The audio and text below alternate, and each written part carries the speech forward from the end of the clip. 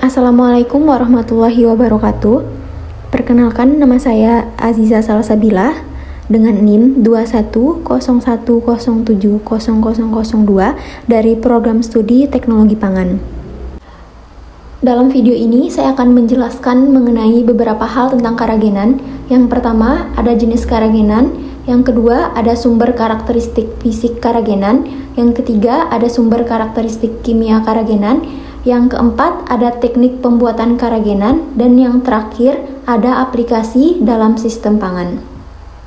Yang pertama, saya akan menjelaskan tentang jenis karagenan. Yang pertama, ada karagenan lokal, karagenan kappa, dan karagenan lambda. Karagenan lokal umumnya memiliki sifat pengental yang baik dalam keadaan dingin dan dapat membentuk gel elastis. Karagenan ini digunakan dalam produk makanan seperti es krim, yogurt, dan produk-produk susu lainnya untuk meningkatkan tekstur dan stabilitasnya. Yang kedua, ada karagenan kappa. Karagenan kappa ini memiliki kemampuan membentuk gel tahan panas yang kuat. Hal ini membuatnya sering digunakan dalam produk makanan yang memerlukan pemrosesan panas seperti daging olahan, sosis, serta produk daging lainnya. Kemudian yang ketiga, ada karagenan lambda, di mana karagenan ini lebih larut di dalam air dingin. Nah, karagenan lambda ini umumnya digunakan sebagai bahan pengental dan pengemulsi dalam produk-produk yang membutuhkan tekstur dan stabilitas seperti produk susu, minuman, dan makanan penutup mulut lainnya.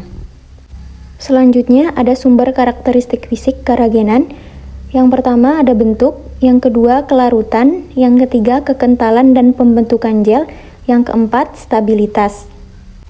Bentuk dari karagenan ini adalah serbuk atau serpihan putih hingga coklat tergantung dari jenisnya, yang dapat memudahkan penggunaan dan penambahan dalam formulasi makanan ataupun kosmetik.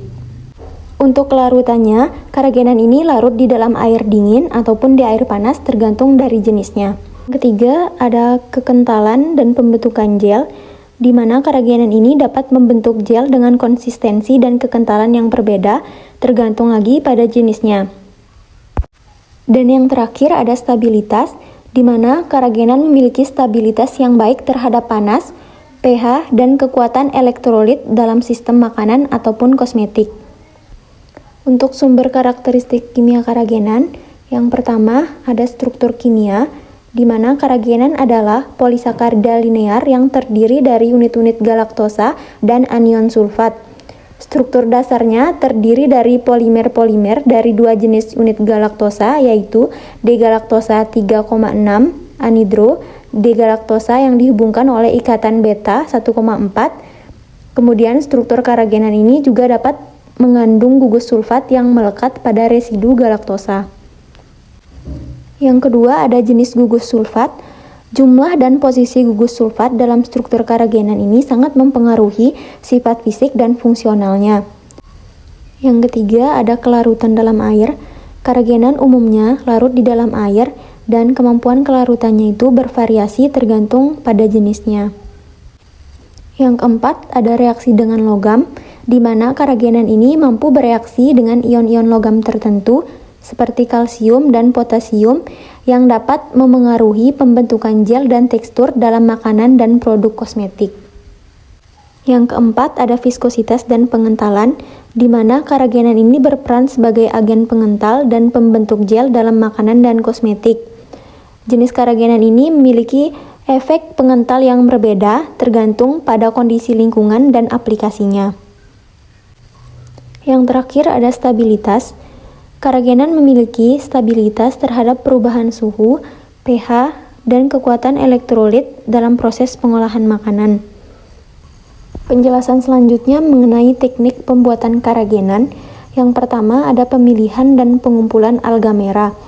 Alga merah ini mengandung karagenan yang kemudian dipilih dan dikumpulkan. Jenis alga merah yang umumnya digunakan adalah dari famili seperti Eucheuma, Capsicus, dan Gigartina. Yang kedua ada pembersihan dan pemisahan. Alga merah yang sudah dikumpulkan tadi dibersihkan dari kotoran dan benda asing lainnya. Kemudian setelah itu alga merah direndam dalam air untuk menghilangkan garam dan pasir yang melekat pada permukaannya. Yang ketiga, ada ekstraksi karagenan. Alga merah tadi yang sudah dibersihkan diekstrak untuk mendapatkan karagenannya. Proses ekstraksi ini melibatkan pencucian alga menggunakan air bersih atau larutan alkali untuk menghilangkan komponen non-karagenan lainnya.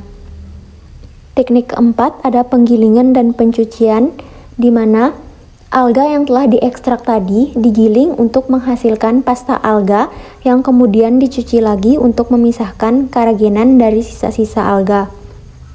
Yang kelima ada pembentukan gel.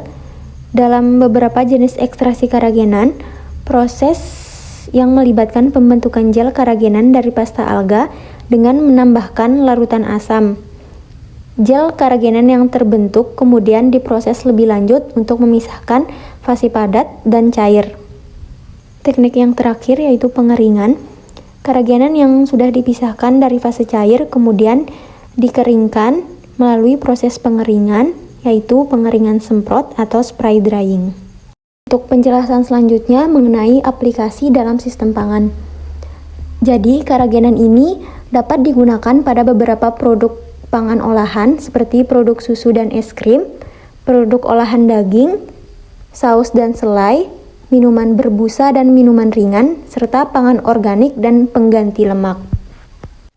Mungkin itu saja beberapa penjelasan mengenai karagenan dari saya. Sekian dan terima kasih. Wassalamualaikum warahmatullahi wabarakatuh.